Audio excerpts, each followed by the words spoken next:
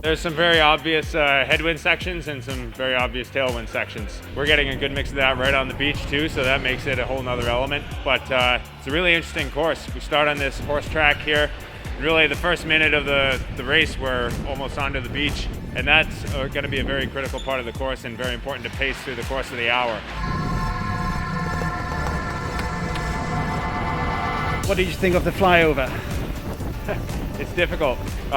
At the moment it's windy enough to where some of the wind is going under the pelt, so it's a little it's difficult to gauge exactly where the firm ground is over the flyover, but it's an interesting feature to the course, and it's not something we normally get, something we see, and it definitely adds that element of a lot of speed coming onto the beach, so it'll be interesting.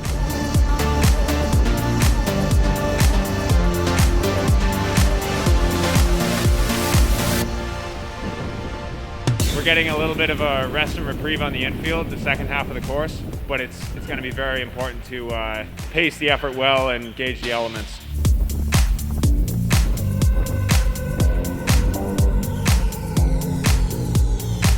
It's definitely harder than I expected. We've done a couple of these races by the coast, Bredna and Middelkerk, and they have a very similar feature like the infield where there's these smaller rolling turns and a little tighter, some greasy spots, but the sand is it's always a really challenging element, but especially here, going all the way out to the water with a lot of speed off the flyover and having to maintain that momentum.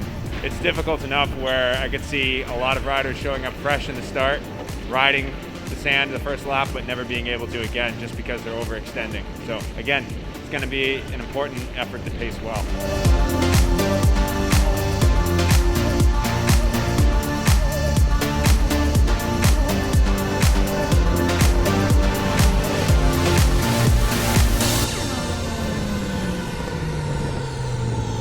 If it rains on Sunday, how would that kind of change the race, in your opinion? Obviously, the smoothest rider has to win, but it's going to make choosing equipment very difficult. I was going out on my challenge chicanes with low pressure, and they work really well in the sand and when the turns aren't really greasy. But if we see a lot of rain in the forecast, which is looking like we will over the coming days, we could have to move to more towards the Grifo, which will still be pretty slick in the infield, but we need that faster rolling tire in the sand. So two very opposite conditions, and we have to choose a tire that works well all around. So it'll be very difficult to make that right choice, and we'll see. It'll keep everyone on their toes.